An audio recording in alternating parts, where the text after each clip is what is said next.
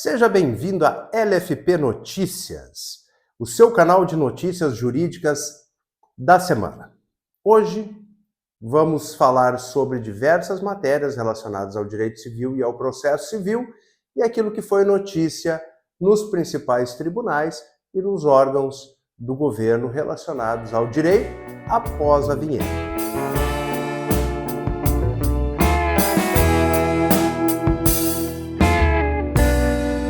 No dia 24 de setembro, o Superior Tribunal de Justiça editou o informativo número 826, trazendo as principais decisões da semana. Entre os destaques, eu separei 3 relacionados à nossa disciplina de processo civil e de direito civil. É possível a conversão da obrigação de fazer em perdas e danos, independentemente do pedido do titular do direito subjetivo, em qualquer fase processual, quando verificada a impossibilidade de cumprimento da tutela específica.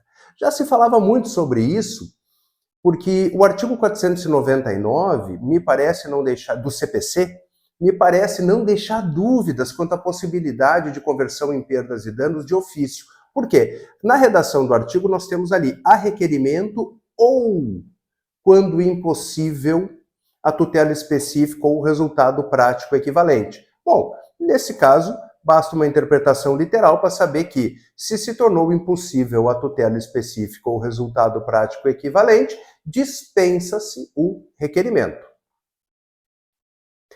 As provas colhidas em inquérito civil têm valor probatório relativo, claro, porque o inquérito ele não judicializa a prova. E quando eu falo em judicialização, eu falo no respeito ao contraditório, à ampla defesa, à capacidade postulatória, assistência por advogado e tudo mais. Então, as provas colhidas em inquérito civil têm valor probatório relativo, podendo o magistrado valer-se de suas informações para formar ou reforçar sua convicção, desde que não colidam com provas de hierarquia superior, como aquelas colhidas sob as garantias do contraditório. Cuidado com isso aqui. Por quê? Quando a gente fala em provas de hierarquia superior, penso eu que o STJ foi infeliz na nomenclatura. Porque não existem provas tarifadas no direito processual. Aquela velha história de que a confissão vale mais que a testemunha, nós não temos isso. O valor da prova ele tem que ser analisado conforme o conjunto probatório, conforme a conjunção de fatores do processo. Então, você falar em hierarquia superior pode induzir ao erro. O que nós temos aqui? Nós temos que analisar provas judicializadas e provas ainda não judicializadas. Então, quando você traz para o processo uma prova não judicializada, como é aquela prova produzida no inquérito civil, ela terá que ser submetida à judicialização, contraditório, ampla defesa e etc. Então, é nesse sentido que o nosso STJ usou a expressão provas de hierarquia superior. O plano de saúde é obrigado a cobrir de forma ilimitada as terapias prescritas ao paciente com síndrome de Down. Bom, aqui nós temos uma tendência, não é mesmo? Nas notícias da semana passada, inclusive eu trouxe uma decisão muito parecida relacionada ao tratamento pelo plano de saúde de crianças com distrofia muscular. Semana passada o STJ publicou uma decisão no sentido de que o plano de saúde deve fornecer tratamento multidisciplinar a crianças com esse tipo de enfermidade, pois o foco agora foi a síndrome de Down. No site Migalhas, no portal Migalhas desta semana, saiu uma decisão muito interessante quando o foco era outro. O foco era um jovem advogado que fez uma sustentação oral de forma brilhante, até gostaria de sugerir que vocês assistam essa sustentação oral. Ele usa um argumento que a princípio parece falacioso, de fato talvez seja um pouco, mas ele diz que existem 2 meios de fazer o julgado, o meio fácil e o meio difícil. E, obviamente, o meio difícil era aquele que lhe favorecia. Mas foi uma decisão que, apesar de toda essa comoção que o jovem advogado causou com sua sustentação oral brilhante, trouxe uma outra situação. Trouxe a decisão pelo Superior Tribunal de Justiça da relativização do direito real de habitação do cônjuge superstite, a relativização com base numa ponderação entre princípios. E o principal princípio utilizado foi justamente a função social, ou seja, o direito real de habitação ele é concedido ao cônjuge superstite para lhe proporcionar uma moradia digna, para não lhe tirar do imóvel que mora e não lhe deixar o desamparo, não é mesmo? No caso em tela, os herdeiros que ficaram com a ameação do falecido moravam de aluguel e o cônjuge superstite tinha vasto acervo patrimonial. Mais ou menos isso, obviamente não vou trazer os autos na íntegra aqui, que não temos nem espaço para isso, mas o STJ entendeu que deve ser relativizado o direito real de habitação. Muito bem, no TJ de Santa Catarina tivemos uma decisão muito importante também. O tribunal reconheceu a relação de consumo em financiamento bancário contratado por microempresário individual. Ou seja, o fato de ser uma personalidade jurídica, a MEI, o próprio CDC já estabelece que ela pode ser consumidora, ela pode estar como o destinatário final da relação de consumo. Só que aqui teve um reconhecimento da contratação como um todo, como uma relação jurídica regida pelo Código de Defesa do Consumidor. O Superior Tribunal de Justiça ele também está numa campanha este mês contra o capacitismo. Capacitismo, que é aquela situação, também num resumo, não é mesmo? Muito resumidamente, é aquela situação em que as pessoas elas se compadecem por quem tem alguma deficiência e através desse compadecimento se cria um sentimento, uma necessidade de ajudar, mas pelo capacitismo, pela pena, por assim dizer, por sentir pena, quando na verdade nós temos que respeitar essas pessoas como seres humanos, temos que conceder o seu lugar na sociedade.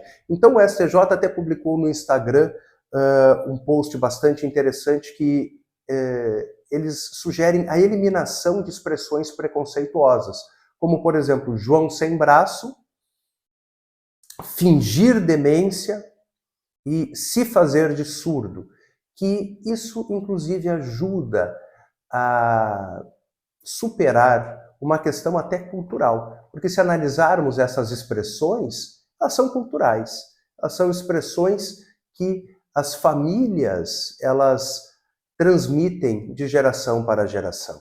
Então a ideia é encerrar esse ciclo. A Defensoria Pública de Santa Catarina também fez uma publicação muito interessante no Instagram. São exemplos de direitos das mulheres, segundo a Lei 14.786, serem prontamente protegidas pela equipe do estabelecimento, afastadas do agressor, acompanhadas por pessoa de sua escolha e até o seu transporte, respeitadas em sua vontade. Isso para os estabelecimentos que recebem, que acolhem aquelas mulheres vítimas de violência doméstica.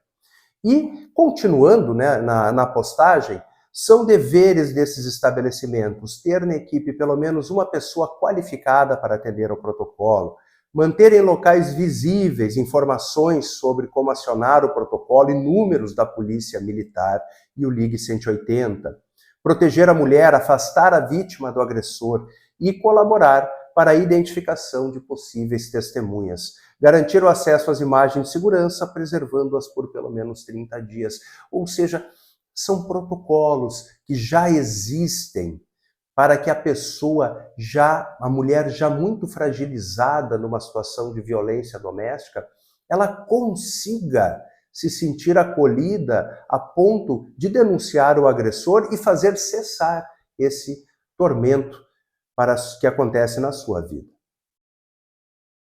O STJ Notícias, também no Instagram, na sua página do Instagram, publicou algo que já estava no seu departamento de notícias do site, mas que agora veio para as redes sociais, relacionada à retirada de valores indevidos do caixa por sócio. Essa é uma problemática muito comum no direito empresarial, principalmente nas limitadas, quando tem mais de um sócio exercendo poder de gestão, poder de gerência, poder de administração.